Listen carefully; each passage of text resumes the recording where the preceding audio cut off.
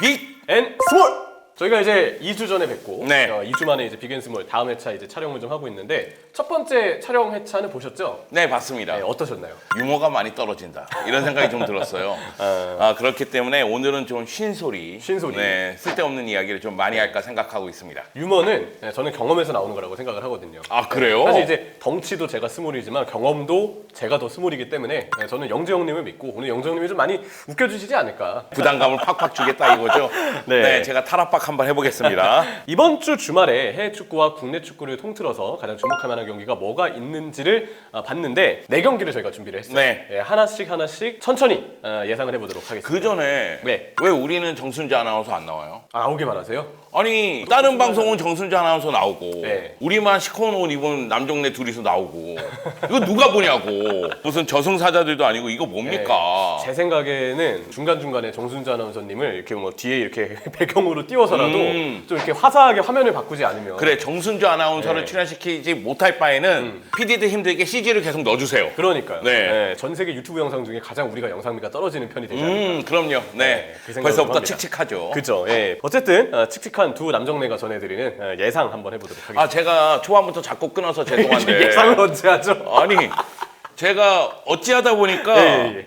승부 예측 전문가가 아니거든요. 예. 저는 이제 송펠라로서 항상 예상할 때마다 틀리는. 많이 틀리긴 하셨죠. 네. 원투펀치마저 제가 프리뷰를 한다는 건 이거는 여러분이 알아서 걸러 들으셨으면 좋겠습니다. 역시 뭐 송반꿀, 네. 송영수의 반대는 꿀이다. 그런 이야기들을 좀 이렇게 참고해 주셨으면 좋겠는데 오늘도 좀 어떻게 될지 한번 지켜보도록 하겠습니다. 네. 토요일 8시 반에 열리는 아스톤빌라와 뉴캐슬의 경기입니다. 이 경기는 좀 어떻게 보시나요? 이 경기 노코멘트 하겠습니다. 시작부터요? 네. 이 경기 아스톤 빌라가 지금 분위기가 너무 좋아요. 좋긴 좋죠. 최근 7경기에서 패배가 없고 6승 1무거든요. 그리고 그 7경기에서 2실점밖에 안 했어요. 네, 사실 이제 13골 넣은 반면에. 아스톤빌라 감독이 이제 우나이 에메리죠. 약간 에메리 감독다운 저는 팀 기록이라고 생각해요. 네. 에메리 감독이 사실 아스날에서는 성공했다고 보기는 어렵지만 비아레알을 거치면서 이 아스톤 빌라 지봉 잡고 나서는 굉장히 탄탄한 경기력을 보여주고 있습니다. 그렇죠. 그렇기 때문에 지금의 무패 행진이 이상하지는 않다. 그런 생각이 드는데 상대가 지금 5연승의 뉴캐슬이란 말이죠. 기세가 또 올라왔죠, 뉴캐슬. 네. 그렇기 때문에 이 경기는 저로서는 노코멘트 하겠다. 노코멘트 하겠다. 네. 저는 이제 이 경기에서 좀 볼만한 포인트가 뭐냐고 야, 그렇게 하고 넘어가면 나 이상한 놈 되잖아. 이상한 놈 만들려고 하는 거예요. 아니, 그래도 뭔가 전망해 주세요. 그래야지 내가 뭔가 던지지. 이미 뭐 주워 담을 수가 없습니다. 이래서 네. 말 한마디가 이제 중요하다. 네. 빗께서 이러시면 어떡합니까? 이런 식으로 나오면 나 변호사 대동한다. 손변님인가요? 아니요, 정순주 변호사라고. 정순주 변호사요? 내가 어떻게 해서든 출연시킬 거야. 네, 저는 뭐 필요하면 손변님을 부르도록 알겠습니다. 하고. 자, 아스톤빌라 속도와 기동력이 좋은 스쿼드를 보유했습니다. 뭐 맥긴도 그렇고 부엔디아도 그렇고 전방에 워킨스 뭐 이제 부상으로 이번에 못 나올 가능성이 있지만 레온 베일리 베일리, 같은 네. 선수들도 굉장히 빠르고 넓게 뛰는 스타일인데 에메리 감독하고 참 잘 맞아요. 뭔가 이 팀 스쿼드가 에메리 감독의 선호하는 스타일대로 굉장히 부합이 좀 잘 된다, 궁합이 좀 잘 맞는다라는 느낌이 좀 들고 그래서 이제 전술을 굉장히 잘 다루고 또 하나. 이 선수들이 전술 수행 능력이 좋기 때문에 에메리 감독이 밀집 수비를 맡기면 또 그것도 곧잘하는 선수들입니다. 저는 그래서 뉴캐슬을 상대로 밀집 수비를 했을 시에 의외로 뉴캐슬이 본인들에게 압박을 하는 팀보다 내려서서 주저앉는 팀에게 좀 더 약한 경향이 좀 있거든요. 그렇죠. 네. 뉴캐슬이 좀 직선적인 플레이를 많이 하다 보니까 그쵸. 네. 결국 이제 내려앉은 팀을 상대로는 좀 고전하는 면이 있죠. 라리가에서도 에메리 감독이 눈치가 참 빨랐잖아요. 개인적으로는 에메리 감독이 이번에도 뉴캐슬을 상대로 밀집 수비를 하지 않을까. 그렇다면 뉴캐슬은 그 밀집 수비를 뚫을 수 있을지가 역시 좀 관건이 될 것 같고 라리가를 이제 보시는 분들은 왼쪽 풀백의 알렉스 모레노가 얼마나 그렇죠. 좋은 선수인지 일찍이 알고 계셨습니다. 네. 베티스에서 공격력 하나만큼 정말 대단했고 확실히 투쟁심이 있는 선수라서 프리미어리그에서도 경쟁력을 보여주고 있습니다. 맞습니다. 그래서 디뉴를 이제 밀어내고 최근에 알렉스 모레노가 주전인데 이게 콘사와 밍스까지도 이제 원래 굉장히 흔들렸던 센터백들인데 에메리를 만나서 폼이 좀 많이 올라오고 있고요. 자, 올리 워킨스 선수가 지금 최근 11경기 9골입니다. 이 부분까지도 굉장히 좀 주목을 해볼 만한 포인트가 되겠죠. 근데 뉴캐슬도 칼럼 윌슨, 이삭 그리고 전체적인 이 선수들 에디아우 감독의 지도 아래 좌우 트라이앵글을 형성하는 전술적인 움직임이 굉장히 좋기 때문에 과연 맞춤 전술에서 에메리 감독이 밀집 수비를 꺼낼 것이냐 아니면 에디아우가 그래도 그 밀집 수비를 파괴하면서 5연승의 분위기를 더 살려나갈 것이냐 이 싸움이 좀 되지 않을까 생각을 합니다. 일단 뉴캐슬이 5연승을 달리고 있고 올 시즌 리그에서 패배가 3패밖에 없어요. 그렇죠. 실점도 덜하고. 네, 3패 중에 2패는 리버풀에게 당한 패배고 하나는 맨시티에게 당한 패배니까 이 패배들은 이상하지 않습니다. 그렇죠. 그렇기 때문에 아스톤 빌라 원정 경기에서도 패배할 거라는 예상은 조금 가능성이 떨어지지 않나. 그러면 이제 무승부 내지는 아니면 뉴캐슬이 승리를 거두느냐의 문제 같은데 이 아스톤 빌라가 그래 밍스하고 콘사가 안정감을 유지하면서 최근 7경기 무패 달리는 동안 2골밖에 실점하지 않았지만 최근 7경기를 돌아보면 소위 얘기해서 강팀은 없었어요. 죄송합니다, 첼시 팬들. 네, 첼시가 껴있긴 한데 지금 첼시의 순위가 많이 내려갔기 때문에 지금은 그렇죠. 그런 측면에서 봤을 때는 뉴캐슬이 그래도 아스톤 빌라의 수비를 뚫을 수 있지 않을까? 저는 그런 생각이 들더라고요. 저도 관건이 있다면 역시 콘사랑 밍스가 실수할 가능성이 좀 있을 것 같아요. 윌슨도 그렇고 이삭도 그렇고 지금 폼을 봤을 때 이 선수도 맡기가 좀 까다롭거든요. 네. 거기다가 뉴캐슬이 최근 아스톤 빌라 상대로 2연승을 거뒀고 자신감 있게 경기에 임한다면 뉴캐슬이 원하는 결과를 가져가지 않을까라는 생각이 듭니다. 네, 그래서 아마 뭐 토트넘 팬분들 아니면 뭐 브라이튼 팬분들 지금 챔피언스리그 진출권이 걸린 뭐 리버풀도 마찬가지겠죠. 그 팀의 팬들은 이 경기 결과를 굉장히 좀 주목하시지 않으실까 생각을 좀 해봅니다. 아스톤 빌라 응원하겠죠. 네, 아마 그러겠죠. 네. 왠지 그래도 뉴캐슬이 조금 더 좋은 경기를 펼치지 않을까 좀 아, 예상을 너 뉴캐슬 해봤어요. 예상했어? 저도 그래요. 아, 그렇군요. 뭔가 안심이 됩니다. 다음 경기는 첼시와 브라이튼의 경기입니다. 첼시가 최근 4경기 동안이나 지금 골이 없죠? 네. 굉장한 지금 득점 가뭄이 좀 시달리고 있어요. 최근 공식 5경기에서 승리가 없으니까 여기다가 주중에 레알 마드리드 원정 경기를 갔다 왔어요. 그리고 0대2로 졌죠. 네, 거기다 벤치레디 퇴장을 당해서 일정 시간에 10명이서 뛰었습니다. 맞습니다. 그러니까 체력적인 소모가 있다는 사실이고 램파드 임시 감독이 지휘봉 잡고 나서는 울버햄튼전 0대1 패배 그리고 레알 마드리드전 0대2 패배. 골 없이 계속 패배를 당했다는 건 분위기가 안 좋다는 이야기예요. 그럼에도 불구하고 저는 나름대로 희망을 봤다는 점은 뭐냐면 울버햄튼전은 백포였고 레알 마드리드전은 백스리였는데 백스리가 조금 더 안정감을 유지하는 것 같더라고요. 물론 이제 울버햄튼전은 한 골이고 레알 마드리드전은 2골을 허용하긴 했지만 그래서 이 경기도 백스리로 나오지 않을까라는 생각은 듭니다. 다만 첼시가 어디에 비중을 두느냐의 문제가 또 있어요.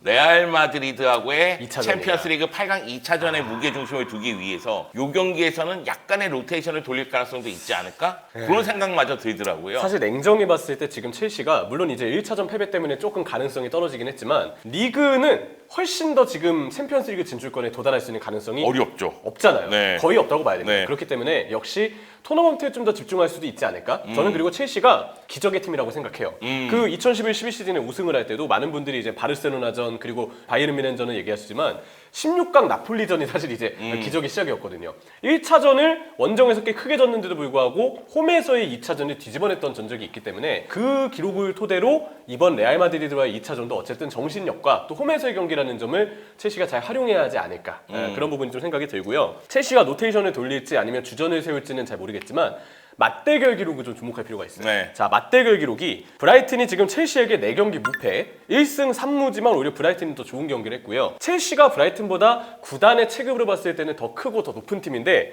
브라이튼 상대로 최근 7경기 1승밖에 없습니다. 거기다가 올 시즌 맞대결에서는 브라이튼이 첼시를 상대로 융당 폭격을 했잖아요. 맞아요. 네, 그러면서 4대1로 승리를 거둔 경험이 있기 때문에 첼시 입장에서는 굉장히 어려운 경기가 될 것이라는 사실은 분명하고 브라이튼이 지난 경기에서 패배를 당했다 할지라도 최근 폼은 매우 좋습니다. 아주 좋죠. 그 점을 고려했을 때는 첼시가 많이 고전하는 경기가 되지 않을까.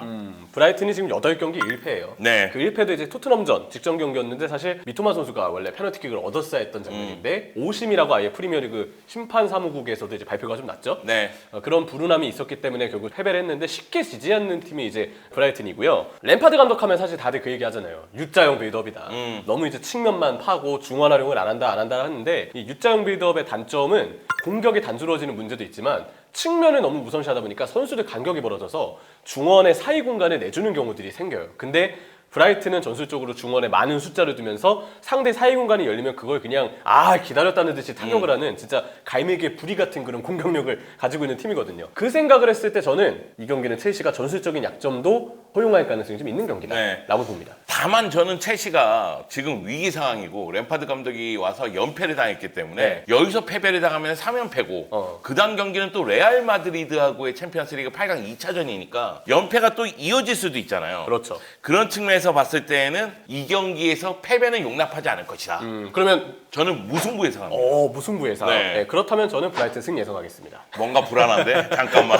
이거 좀 뭔가 참고가 됐어요. 어. 저도 무승부일까 브라이튼 승일까 좀 고민을 했는데 뭔가 내가 미끼를 문 듯한 이 느낌. 네. 뭔가 찝찝한 느낌. 뭔가 제가 낚싯바늘을 던졌는데 네. 물을 잡은 듯한 느낌이고, 근데 개인적으로 첼시가 레알을 상대로 1차전의 결과를 뒤집을진 모르겠지만 홈 경기는 이길 수도 있을 것 같아요. 레알 마드리드를 상대로. 네, 근데 그게 1대0이 되면 사실 의미가 없는 거죠. 그러니까 한 골 차 승리. 맞아요. 아니면 뭐 2대1이 되더라도 레알이 올라가는 거니까 어쨌든 이기긴 할 것 같다. 근데 그게 4강 진출을 담보할지까지는 일단 봐야 된다 라는 얘기까지는 좀 하겠습니다. 자, 다음 경기는 이제 토트넘과 본머스의 경기입니다. 전반기 때 맞대결이 참 재밌었죠. 네. 본머스가 이제 키에포무어 굉장히 이제 키 큰 선수의 활약을 토대로 2대0으로 리드하고 있었는데 토트넘이 마지막에 3골을 넣으면서 3대2 역전을 이제 본머스 원정에서 거뒀습니다. 벤탄크루 선수가 종료 직전에 또 골을 넣었죠. 그렇죠. 네, 그러면서 3대2로 승리를 거두면서 기분 좋았었던 그런 기억이 나는데, 이번에 토트넘이 홈으로 본머스를 불러서 대결을 펼치고, 토트넘 입장에서는 지난 경기에서 프리미어리그에서 가장 강하다는 원투펀치 해리케인과 손흥민이 그죠. 같이 골을 넣었단 말이에요. 손흥민의 또 프리미어리그 100호 골이었고. 네. 네. 물론 토트넘은 지금 이 순간 부상 선수가 너무 많습니다. 그렇긴 하지만 토트넘 입장에서는 해리케인과 손흥민이 동시에 터지면 이거는 누구를 상대하더라도 잡을 수 있다는 자신감이 있을 거예요. 저는 그런 생각은 좀 들어요. 토트넘의 경기력이 한순간에 확 달라질 수는 없다. 물론 이제 콘테 감독이 떠나고 스탈린이 임시 감독이 지휘봉을 잡고 있지만, 이 토트넘의 경기력이 좀 안 좋더라도 결국 결과를 가져오려면 공격수들인 해리케인하고 손흥민이 골을 넣어주면 되는 거 아닌가. 그런 측면에서 이 두 선수의 골 소식은 희소식이고, 이거는 본머스전까지도 이어질 수 있지 않을까라는 생각이 듭니다. 저도 이번 경기에서 손케는 또 잘할 것 같아요. 워낙 이제 클래스가 있는 또 듀오이기 때문에. 근데 우리가 이제 손케를 믿고 보듯이 수비는 불안함을 깔고 보잖아요. 그럼요. 네. 그 본머스가 이번에도 왠지 지난번 맞대결 때처럼 키퍼모어 선수가 사실 지금 주전은 아니거든요. 주전은 어디까지나 솔랑키인데 상황에 따라서 이제 키퍼모어를 조커로 쓰거나 아니면 아예 맞춤형으로 선발로 쓰면서 공중볼을 아주 집요하게 노릴 것 같아요.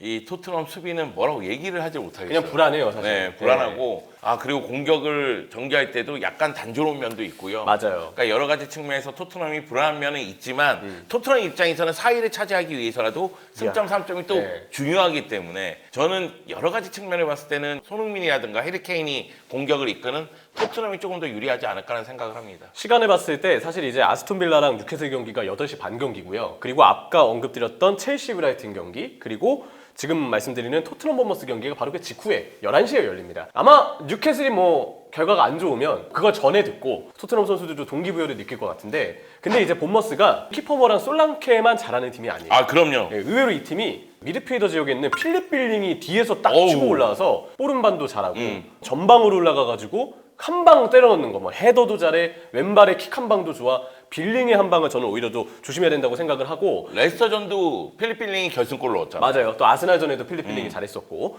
또 하나 이제 그 당고 와타라 선수. 리그왕 보신 분들은 측면 플레이어 와타라가 되게 잘하는 선수라는 걸 알 텐데, 이 선수 신체 능력이 진짜 훌륭합니다. 저희가 이 경기 전 기자회견이 뜨기 전에 이제 저희가 촬영을 하는 거라서 경기 출전 여부는 알 수 없지만, 와타라 선수가 몸 상태에 이상 있는 것만 아니라면 충분히 토트넘의 수비를 상대로도 위력적인 모습을 보일 것이다. 네. 빌링과 와타라는 저는 좀 추천을 드리고 싶네요. 와타라 선수가 지난 경기에서 일찌감치 교체가 됐기 때문에 맞아요. 그런 네. 측면 때문에 출전 여부가 약간 불통한 면은 있죠. 그래서 누가 승리할 것 같습니까? 저는 본머스 승 예상합니다.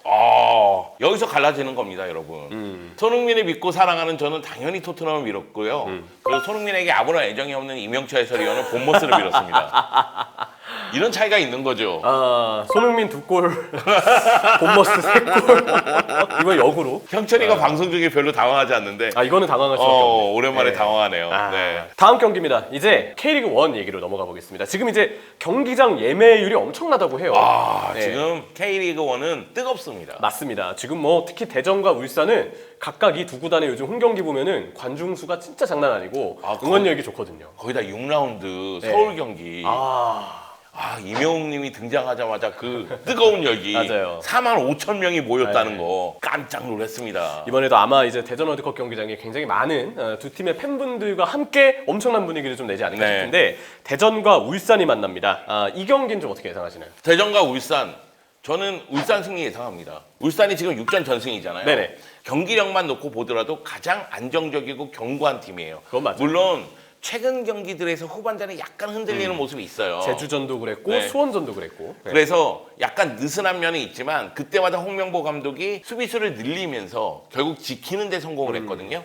그걸 봤을 때는 울산이 대전을 상대로 제 힘을 발휘할 가능성이 있다는 생각이 들고 또 한 가지는 울산 입장에서는 이 경기 끝난 다음에 동해안 더비예요. 맞아요. 홈에서 하죠. 네. 홈에서 포항전이 있습니다. 근데 다음 주에. 지금 K리그 1에서 가장 잘 나가는 두 팀이 울산과 포항입니다. 맞습니다. 그래서 동해안 더비 전까지는 지금의 분위기를 이끌어 나가야 돼요. 그런 측면에서 봤을 때는 울산도 총력을 기울이지 않을까 그런 생각이 들고 주민규라든가 이 루빅손이라든가 박고라든가 엄원상이라든가 그리고 팀이 잘 안 돌아갈 때 이청용의 등장이라든가 그렇죠. 네. 이런 부분 봤을 때는 울산은 약점을 찾기가 좀 어려운 팀이다. 대전 같은 경우에는 지난 수원FC 경기에서 대량 실점을 했단 말이죠. 무려 5골이나 실점했습니다. 근데 대전 가만히 놓고 보면 수비 쪽에서 집중력이 떨어지는 경기들이 몇 경기 있어요. 맞아요. 네, 인천 경기에서도 3대3 무승부였거든요. 그 경기도 수비 쪽에서의 집중력이 떨어졌었는데 수원 FC 경기도 그렇단 말이죠. 물론 대전이 짜임새가 있기 때문에 주중에 펼쳐진 FA컵 경기에서는 승리를 거두면서 분위기 반전에 완전히 성공을 했지만 그렇다 할지라도 수비 쪽에서의 집중력이 떨어지는 부분 설상가상 안톤이 못 나온다.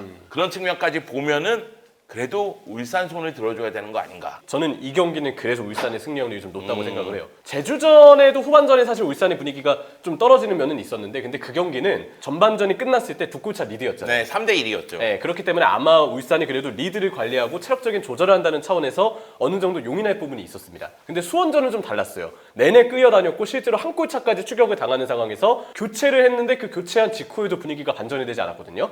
이걸 홍명보 감독이 보면 어떻게 반응할까요?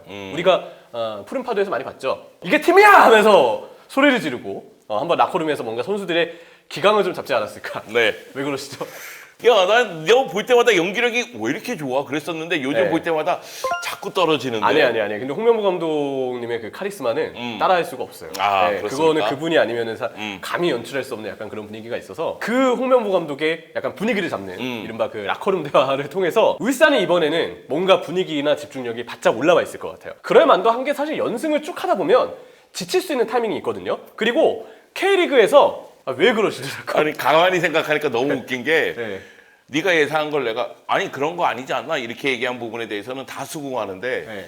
연기력이 떨어져 그러니까 발끈해가지고 떨어지다니 그러면서 제가 다른 건 몰라도 연기에 대해서만큼은 이런 평가를 받고 그렇군요. 싶지 않습니다. 아 죄송합니다. 네, 제가 연기에 대해서는 네. 프로 정신이 강하기 때문에 네, 나중에 이제 원투펀치 연기상 수상 뭐 이런 네. 것까지 제 생각에는 그런 집중력이 울산한테 그래도 도움이 되지 않을까 싶고 K리그 역사상 개막 후 1라운드부터 7라운드까지 전승을 했던 팀이 지금까지 두 팀밖에 없어요.